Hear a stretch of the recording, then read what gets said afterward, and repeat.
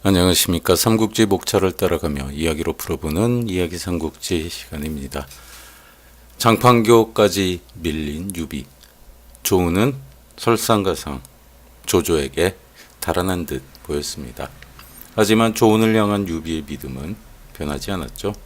장비는 유비의 명령을 받고 장판교에서 조운을 기다려봅니다. 역시 유비의 믿음대로 조운은 배신을 한 것이 아니었어요. 유비의 가족을 호위하던 조은은 갑작스레 닥친 조조의 군사와 싸우다 보니까 근처에 유비의 가족이 하나도 보이지 않았습니다. 간신히 포위를 뚫고 장판교 근처까지 왔던 조은은 그래서 다시 조조의 진영으로 돌아간 거예요. 단지 조은이 가는 것을 본 미방이 오해를 할 만한 그런 일이었죠. 그렇게 적진으로 뛰어든 조은은 어지러이 달아나는 백성들에게 간부인과 미부인의 행방을 수소문합니다. 그러다 길가에 쓰러진 간홍을 만나 두 부인의 행방을 알 수 있었어요. 조우는 따르던 몇 명의 수하들에게 간홍을 호위에서 돌려보내고 다시 장판벌을 돌아다닙니다. 그런 조운을 본 부상당한 군사 하나가 간부인을 봤다며 위치를 알려줘요. 간부인께서는 평복을 하고 백성들 틈에 섞여 남쪽으로 갔습니다. 조우는 급한 마음에 혼자 말을 타고 남쪽으로 달려갑니다. 한참을 달리니 한 무리의 백성들이 달아나고 있었어요. 간부인 안 계십니까? 조운이 소리쳤어요. 백성의 행렬에서 간부인이 나타나 조운을 보고 펑펑 울었습니다. 조운은 황급히 말에서 내려 무릎을 꿇고 불충에 대한 용서를 빕니다. 그러나 간부인이 미부인과 아두의 행방을 알 수가 없다고 말을 해요. 그때 북쪽에서 함성이 들리며 미축이 적에게 쫓겨 달아나는 광경을 봅니다. 조우는 급히 말에 올라타 적장을 향해 똑바로 달려들었어요. 조우의 부장 순우도가 덤비니 한 창에 찔러 죽였습니다.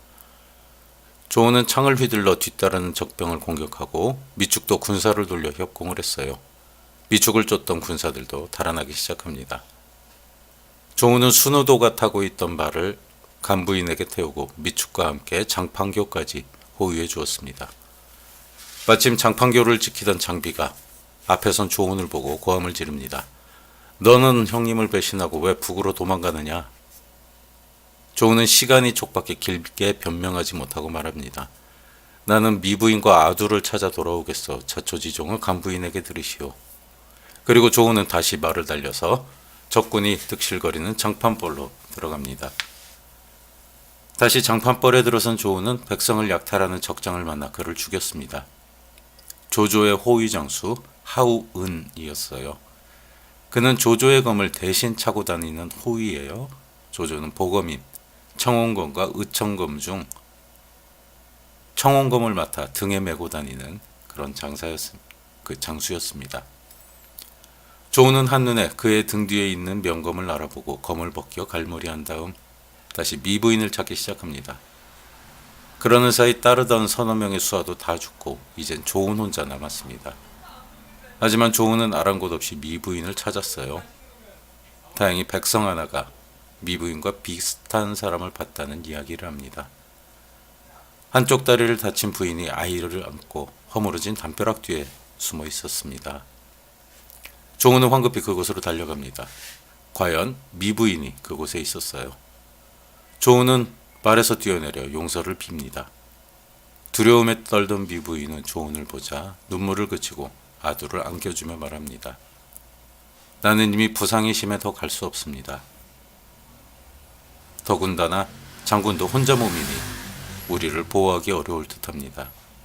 저는 공자가 목숨을 구한 것으로 만족할 테니 장군은 나를 생각하지 마시고 서둘러 이곳을 탈출하십시오. 그리고 황숙께는 부디 대업을 이루라는 말씀을 대신해 주십시오. 말을 마친 미부인은 유비가 있는 남쪽을 향해 절을 올리고 옆에 있던 마른 우물 속으로 뛰어들어 자살을 합니다. 조운이 말리기에는 너무 늦은 날쌘 행동이었어요. 조운은 슬피 울며 우물을 막아 시신이 욕보이는 걸 막고 아두를 엄신갑 안에 넣어 품에 안은 채 말 위에 올랐습니다. 엄신갑은 심장, 가슴을 보호하는 그런 철판이에요. 그러나 이때는 이미 조조의 군사가 대거 장판벌에 진입해서 진영을 꾸미고 있는 중이었어요. 조홍의 부장이 멀리서 조운에게 달려듭니다. 조조는 멀리서 조운의 모습을 보고 조운의 화력에 감탄을 합니다. 조조가 옆에 있는 사람들에게 물어봐요. 곁에서 수행하던 조홍이 달려내려가 조운의 성명을 묻습니다. 너 누구냐? 이런 거죠. 나는 산상의 조운 자령이다. 조홍이 즉시 돌아와 알리니 조조는 각 부대에 명을 내려 조운을 다치지 않게 사로잡으라는 명을 내립니다. 인재를 아끼는 조조는 조운이 탐이 났던 거죠. 덕분에 조운은 무사히 포위망을 뚫고 장판교까지 올 수 있었습니다. 장판벌에서 조운은 부대를 상징하는 군기 둘을 베고 창의 이빨이 다 빠져 적이 쓰던 창을 세자루 빼앗아 사용하며 죽인 적의 장수가 50여 명에 이르렀습니다. 조운 헌창 쓰듯 한다는 고사가 생겨나기도 했습니다. 이 부분도 영화로 나왔어요. 조운의 이 장판벌 전투만을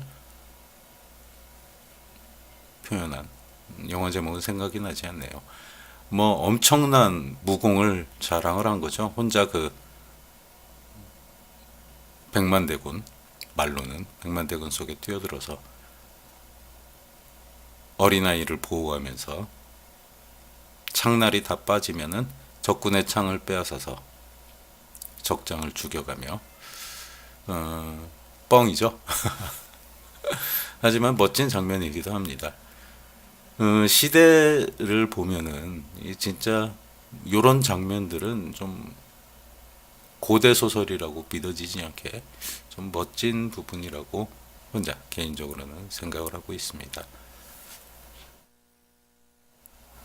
그런 곡절을 겪으며 장판교에 다다른 조운은 뒤를 보니 문빙이 바짝 추격하고 있었습니다. 이미 피에 물든 조운을 본 장비는 소리를 질러 조운을 응원합니다. 자룡은 먼저 가시오. 내가 뒤를 맡을 것이오. 조운은 뒤를 장비에게 맡기고 한참을 달려 드디어 유비를 만났습니다. 황급히 말에서 내린 조운이 유비를 보자 슬프게 웁니다. 주공의 가족을 지키지 못한 죄 죽어 마땅합니다. 조운은 한참 울다가 자초지종을 간단히 설명하고 품 안에 아두를 조심스럽게 안아 유비에게 건넵니다. 아까는 울고 계셨는데 조용한 걸로 보아 필시 돌아가신 듯합니다. 이 죄를 어찌 갚겠습니까? 조용한 아두가 걱정되어 조운은 더 슬피 울었습니다. 그러나 아두는 깊이 잠이 든 상태였어요. 유비는 아두를 받아들자 아이를 땅바닥에 던져버리며 버럭 소리를 칩니다. 내 녀석 때문에 나는 아까운 장군을 잃을 뻔했구나. 조운은 자신을 아끼는 유비의 마음에 감동했습니다. 겉에서 지켜본 다른 관원들도 마찬가지로 유비를 더욱 따르게 되었습니다. 이때 아두가 머리를 부딪혀서 조금 멍청해졌다라는 그런 소문도 삼국연의에는 들어있기도 합니다. 한편 장평교를 혼자 지키고 있었죠. 문빙은 난감해 말을 멈추었습니다. 범같은 인상을 한 장비가 혼자 버티고 선 장판교 앞이었어요. 장판벌을 가득 메운 대군을 보고도 눈 하나 깜짝하지 않고 단기로 다리를 막아선 장비의 행동이 수상했던 겁니다. 문빙은 슬그머니 군사를 조금씩 물렸어요. 그리고 뒤를 자세히 살펴보니까 숲 뒤편에서 먼지가 조금씩 피어오르는 게 복병이 있는 것처럼 보였습니다. 문빙은 경솔히 행동하지 않고 본대가 오기를 기다렸어요. 잠시 후 조인을 비롯한 조조의 장수들이 도착을 합니다. 그러나 그들도 의아하고 의심스럽기는 마찬가지였어요. 모두 복병을 의심한 거예요. 후군에서 보고를 받은 조조는 직접 말을 달려 장판교로 나왔습니다. 그리고 고리 눈을 뜨고 자신을 노려보는 장수를 보고 이름을 물었습니다. 장비를 알아본 장수가 대답을 합니다. 유비와 의형제를 맺은 장비라는 장수입니다. 조조는 백마에서 알량을 벤 관우가 한 말이 떠올랐습니다. 옛날에 관우가 그런 말 했다고 그랬죠. 저보다 제아우 장비는 더 뛰어난 장수입니다. 그는 백만대군 속에 적장 머리 베는 것을 호주머니 속에 물건 꺼내듯 용맹을 지녔습니다. 이렇게 관우가 말을 했고, 조조는 그 말을 듣고 장수들에게 일러서 옥깃에 장비라는 이름을 새기고 전장에서 장비를 만나면 무조건 도망가라 라고 했던 전설이 있다고 이야기를 드렸죠. 백마전투 때. 이제 그 복선이 여기서 나타나는 거죠. 조조는 장비의 용맹과 제갈량의 복병을 의심해 조심스럽게 군사를 천천히 후퇴시켰습니다. 장비가 장판교 위에서 보니 조조가 도착한 후 저구후미가 천천히 술렁거리는 것으로 보아 저기 자신의 꾀에 빠져 후퇴한다는 생각이 들었어요.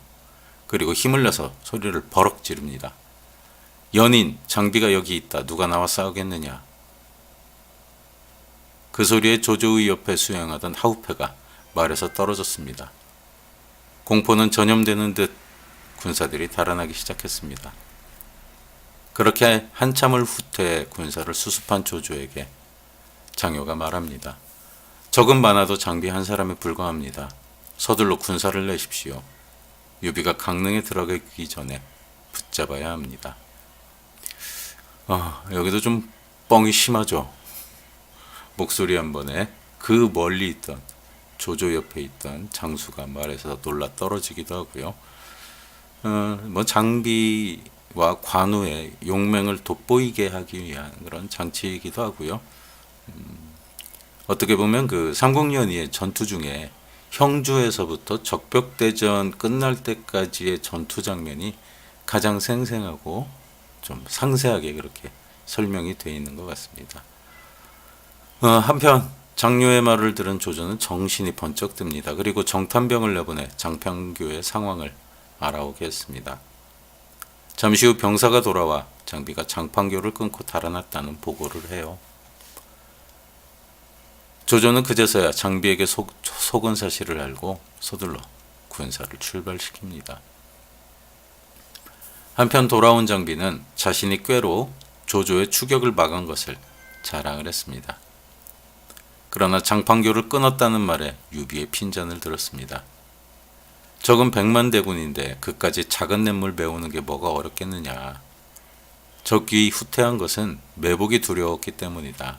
그런데 내가 다리를 끊어 스스로 매복이 없음을 알렸으니 적은 금방 알아채고 추격을 시작할 것이다. 우리도 서둘러 피하도록 하자. 우리는 한진으로 간다.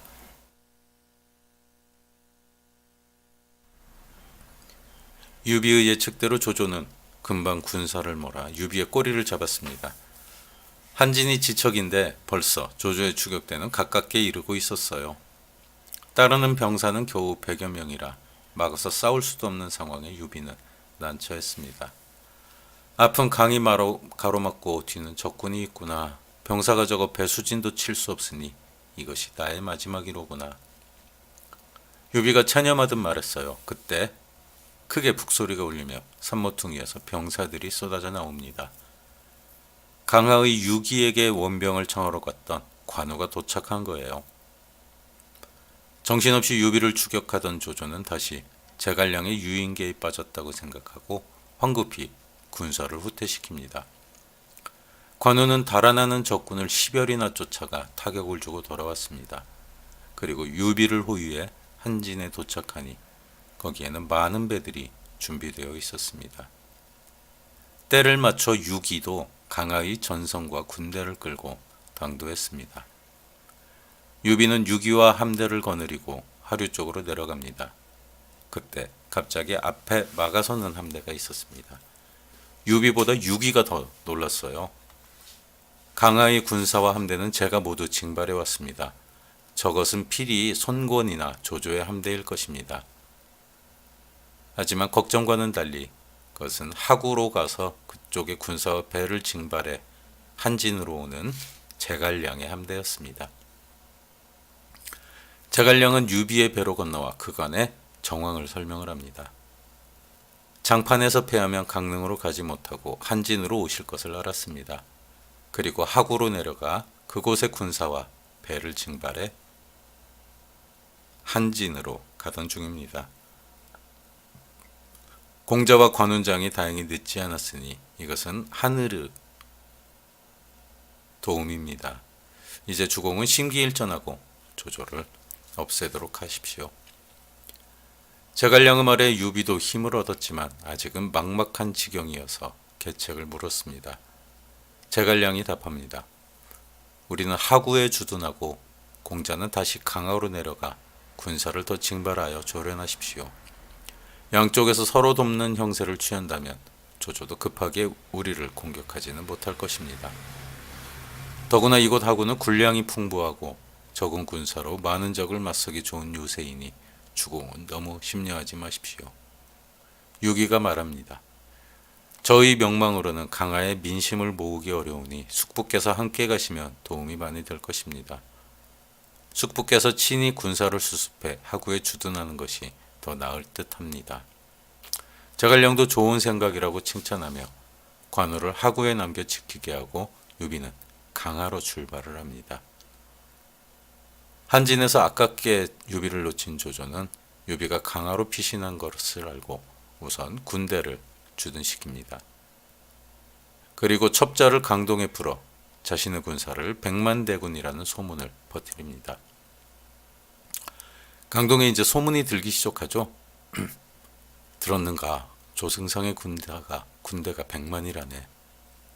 그러면 이제 반론하는 쪽에서 이야기를 해요. 북쪽 군사들은 배를 탈 수가 없어 강에서 못 싸우니 우리를 넘보지 못할 거야. 소문을 퍼뜨리는 쪽이 다시 말하죠. 그 소리 못 들었는가? 형주의 도독 채모와 장유는 우리 수군을 지휘하는 장수들이네. 조승상이 지금 그 두 사람에게 수군의 조련을 시키고 배를 만들어 강을 건널 준비를 하고 있다네. 이제 이런 소문이 돌기 시작한 거예요. 더 이상 강에 의지해서 북쪽의 군사들이 남하하는 것을 막을 수 없다는 그런 불안감이 강동에도 소문으로 퍼지기 시작한 거죠. 소문은 흉흉했습니다. 강동의 민심이 동요하자 조조는 송건에게 편지를 보냅니다. 함께 강하에 주둔한 유비를 공격해서 무찌르고 형주를 반으로 나누자는 내용이었어요. 그때 송건은 시상이라는 곳에 있었습니다. 그러나 영구히 화친하자는 조조의 말은 믿을 수 없는 말이었어요. 분명히 세력이 큰 것은 조조였습니다. 조조가 마음을 먹고 강동을 치려고 한다면 겨우 강동 육군에 의지한 자신의 몰락은 불보듯 뻔했습니다. 그러나 싸우자니 전력이 너무 차이가 났어요. 더구나 이렇게 민심이 동요하는 상황이라면 이탈자가 생길 것이 분명했습니다. 노숙이 송건을 찾아가 유비의 동정을 살피고 연합의 가능성을 타진하겠다며 강을 건너 강하로 갑니다. 유표의 문상을 핑계로 유비를 만나러 온 거예요. 제갈량도 마침 유비와 함께 강동의 손건과 연합해 조조와 싸우는 방향을 모색하던 차에 노숙이 문상을 하러 왔다는 소리를 듣고 회심의 미소를 짓습니다. 그리고 손건의 의도를 짐작하고 노숙을 따라 강동으로 향합니다. 유비의 운명을 건 외교전이 시작된 것이에요. 이때 노숙을 유비에게 보내고 송건은 관원들을 모두 모아 조조의 편지를 보이면서 대책을 묻습니다. 장소가 먼저 말합니다. 조조는 100만대군을 이끌고 황명을 받들어 유비를 토벌하러 군사를 냈습니다. 그러니 우리가 그에 항거하는 것은 순리를 거역하는 것입니다. 하물며 세력도 빈약하니 더 말할 나위가 있겠습니까? 화친을 받아들이는 것이 옳을 것입니다. 곁에 있던 참모들 대부분이 화친을 주장을 했습니다. 그의 힘을 얻은 장소가 다시 말합니다. 화친을 하면 강동 육군의 백성들의 평화는 물론이고 주공께서도 온전히 기업을 보존할 수 있을 것입니다. 그러나 도무지 마음에 들지 않는 말이라 송건은 아무 대답도 없이 고개만 숙이고 있었습니다. 그러나 측간에 간다며 송건이 자리를 뜨자 의도를 짐작한 노숙이 따라 나섭니다. 그리고 송권이 말합니다. 송권에게 이야기를 해요. 우리 같은 벼슬아치야 주인이 누가 되더라도 한 몸 보존하는 것은 어렵지 않습니다. 조조도 우리 같은 이에게는 벼슬을 내리고 계속 일을 보게 할 것입니다. 그러나 주공은 다릅니다. 어찌 주인이 되었다가 남의 종이 될 수 있겠습니까? 이것은 결단코 싸워야 할 문제입니다. 장소는 이전에도 조조가 송권의 아들을 입조시키라고 했을 때 찬성을 했었죠. 그러니까 장소의 논리는 별게 아니에요. 우두머리가 아니죠. 그럼 조조는 어차피 이 지역을 통치를 할 수 없습니다. 직접 통치를 하기에는 너무 먼 곳이죠. 그럼 누군가 적당한 사람을 내세워서 통치를 하게 하겠죠. 조정에서 아마 누군가 파견이 될 거예요. 그리고 나머지 행정은 그냥 있던 사람들에게 다 맡기는 거예요. 장소를 비롯한 뭐 이런 화친파 인물들. 그럼 그 사람들은 자신의 기득권을 그냥 다 가지게 되는 거거든요. 하지만 송권에게 그 자리를 그대로 주지는 않죠. 형주에서 유종을 서주로 보내버리죠. 그 자리에 계속 둔다는 것은 다시 힘을 길러 자기에게 반란을 할 수도 있는 그런 위험성을 남겨두는 거잖아요. 그러니까 이 경우에는 손권만 데리고 가버리면, 조정으로 데리고 가버리면 강동은 그냥 쉽게 평정이 되는 그런 셈인 거죠. 그리고 송권은 그런 문제를 고민하고 있었고, 노숙이 그런 송권의 정확한 심중을 꿰뚫은 거죠. 노숙이 계속 말합니다. 제가 제갈자유의 동생인 제갈량을 데리고 왔습니다. 제갈자유는 제갈근이에요. 제갈공명의 형이죠. 그는 조조와 이미 2번 싸워본 경험이 있으니 조조의 허실을 잘 알 수 있을 것입니다. 그에게므로 같이 대책을 세운다면 좋은 방법이 있을 것입니다. 내일 그를 현청으로 불러 물으시지요. 송권이 기쁘게 허락하니 노숙이 물러나와 제갈량을 역관으로 안내하며 당부를 합니다. 내일 우리 주공을 만나거든 부디 조조의 군사가 많은 것을 말하지 마십시오. 제갈량이 웃으며 대답합니다.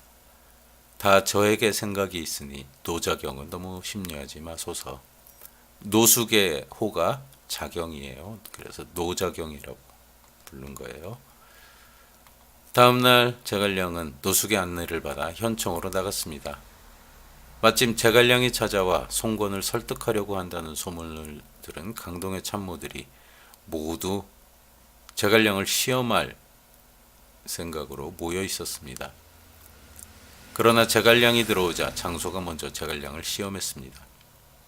들으니 선생은 스스로를 관중과 아기에 비유했다고 들었습니다. 그래서 모든 사람들은 유해주께서 선생을 만나자 호랑이가 날개를 단 격이라고 생각했습니다. 그런데 어찌 형주도 차지하지 못하고 이렇게 쫓기는 신세가 되셨습니까? 은근히 이제 제갈량을 깔보는 말투죠. 그러나 제갈량은 태연하게 대답을 합니다. 사람이 병을 얻으면 그 치료법은 증세마다 다릅니다.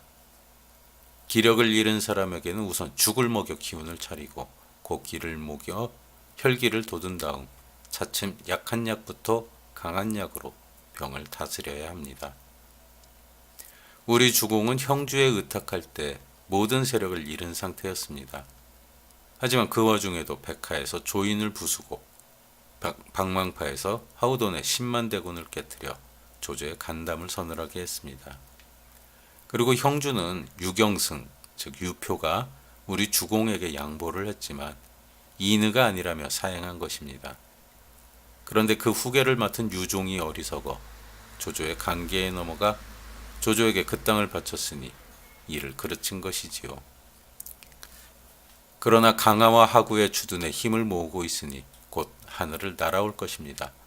어찌 대붕의 뜻을 연작이 알겠습니까? 요거는 이제 장소를 참새에 비유를 한 거죠. 우리는 대붕이고 넌 참새다. 우리 뜻을 네가 어찌 알겠냐. 장소는 제갈량의 답변에 할 말을 잃었습니다. 화친론의 대표격인 장소가 무너지자 우번, 육적, 설종 등 모사들이 계속 시비를 걸었지만 모두 제갈량의 상대가 되지 못했습니다. 이 장면은 삼국연의에서 제법 길게 나와요. 그러니까 제갈량 혼자서 강동의 모든 선비들을 말로 제압하는 그런 장면이죠. 군유설전이라는 그런 잡곡, 경극으로도 중국에서는 상영이 되기도 한다고 하네요. 그때 원로장수 황계가 나타나 문신들을 야단치고 제갈량을 모셔 송건의 앞으로 안내를 합니다. 송건이 제갈량에게 물어봐요. 조조의 군대와 싸워봤는데 그 형세를 아시리라 생각합니다. 어떻습니까? 제갈량이 태연히 답해요. 우리의 세력이 워낙 빈약해 싸우지도 못하고 달아나기만 해서 그 형세를 알 수 없습니다. 송건의 얼굴에 실망의 기색이 비칩니다. 그러나 송건은 내심을 숨기고 다시 물어봐요. 그래, 조조의 군사는 얼마나 됩니까? 최소한 100만 군사에 장수도 한 1, 2천 명은 좋게 될 것 같습니다. 과장된 소문 아닙니까? 병력을 줄여달라고 말했던 노숙이 안색이 창백해지면서 말해요. 저그 군세에 겁을 먹고 항복하겠다고 할까봐 겁이 났던 것이죠. 하지만 제갈량은 태연하게 말합니다. 오히려 줄여든 소문입니다. 조조의 주력병인 청주병 20만, 원소의 군사 60만, 그리고 남정을 계획하며 새로 모은 군사 30만 정도고 형주에서 새로 얻은 수군과 육군이 30만이니 모르긴 해도 130~50만 정도는 되지 않겠습니까? 군사수를 오히려 더 부풀렸죠. 송건이 다시 묻습니다. 지금 조조는 형주를 차지하고 돌아가겠다고 하는데 사실입니까?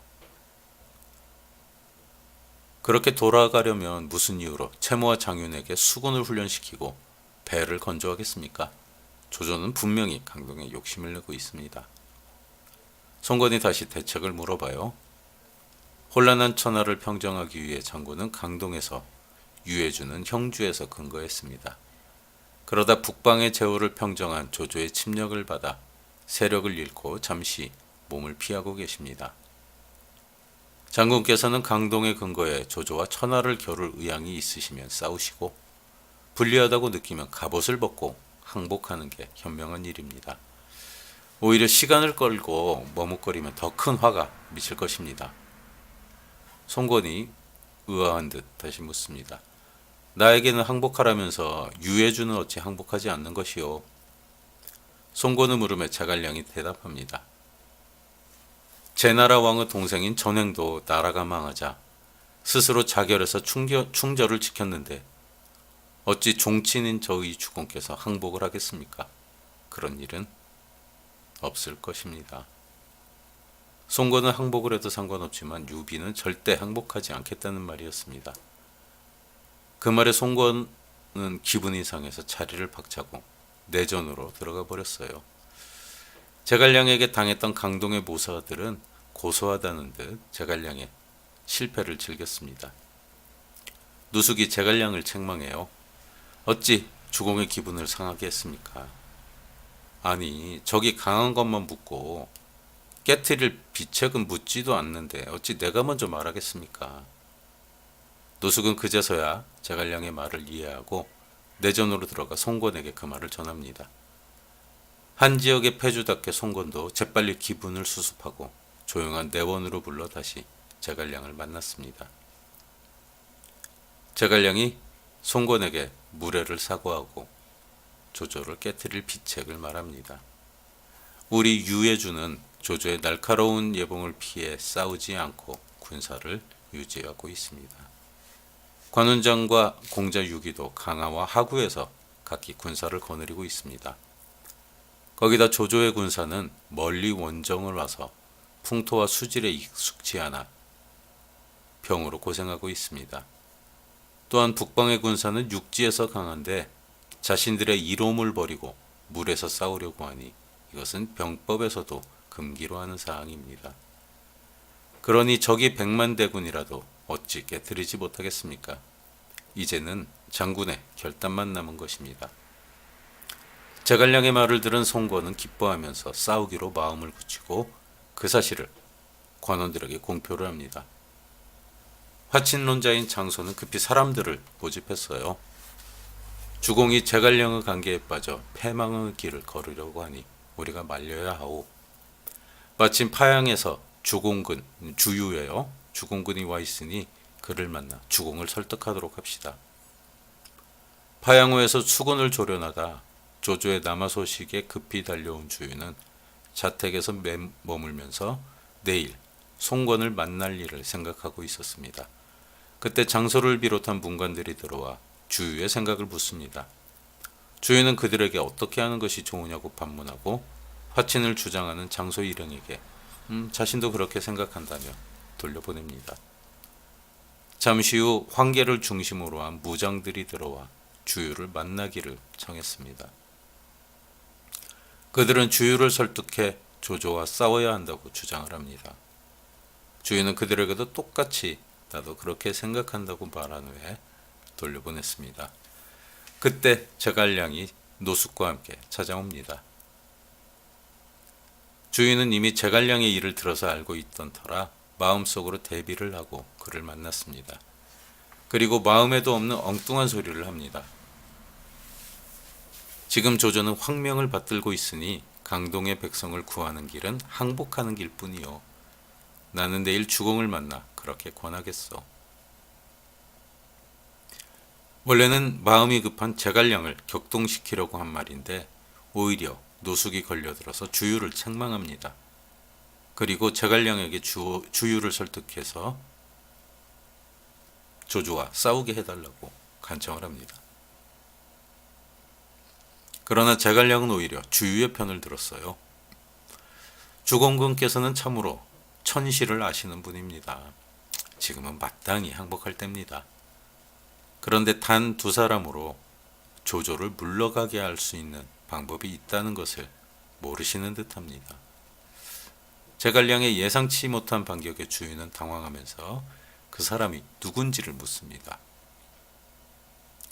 사실 조조가 강동을 공격하는 것은 강동 이교를 차지하기 위함입니다. 호색한인 조조는 늘상 술자리에서 말하기를 강동을 정벌해서 강동 이교를 옆에 끼고 여생을 즐기고 싶다고 말합니다. 그리고 그 증거로 조조가 지었다는 시를 읊습니다. 동작대 부라는 조조가 그 기주를 점령하고 나서 동작대를 짓죠. 업군에. 그때 읊은 시예요. 갑자기 주유의 안색이 변했습니다. 그리고 북쪽을 향해 조조를 큰 소리로 욕하기 시작합니다. 영문을 모르겠다는 듯 제갈량이 당황하자 노숙이 자그마한 소리로 알려줍니다. 지금 공명이 말한 강동이교는 우리 주공의 부인과 공근의 부인이라오. 그래서 공근이 저리 화가 난 것이오. 그러니까 대교와 소교라는 강동의 미인이 있었습니다. 그리고 주유와 손권이 그 남편들이죠. 설명을 들은 제갈량은 급히 주유에게 사과를 합니다. 그러나 주유는 모르고 한 실수를 용서하고 주유와 싸우기를 결의했습니다. 모두 제갈량의 작전에 의한 격동이었습니다.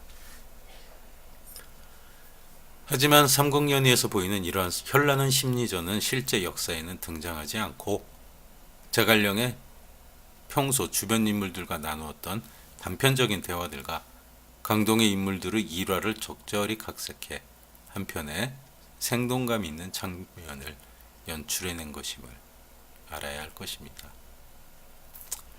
결국 손권은 장소 등 화친파의 반대를 무릅쓰고 결전을 택합니다. 그리고 주유를 대도독으로 노숙을 찬군교위로 임명하고 군대를 편성을 했습니다. 드디어 조조와 일전을 벌이는 거죠. 하지만 장소가 화친을 주장했고 주유가 싸움을 주장했던 것은 사실입니다. 그리고 이 일로 인해서 장소의 만료는 굉장히 찬밥 신세가 돼요. 송건이 나라를 세웠을 때도 장소는 외면을 받습니다. 송건에게. 그러니까 송건은 그거예요. 너희는 너희 목숨을 지키려고 화친을 주장을 했다. 나에게 충성을 하지 않았는데 내가 기업을 이룬 지금 내가 주는 독을 너희는 먹을 자격이 없다. 그래서 이때 화친파들은 하나둘씩 세력을 결국에는 잃게 되는 그런 계기가 되는 발단이 되는 그런 사건이 되기도 했었습니다. 오늘 이야기는 여기서 마치도록 하겠습니다. 과연 적벽대전이 무르익고 있는 이 순간 어떻게 이야기가 진행이 될까요? 다음 시간에 뵙도록 하겠습니다.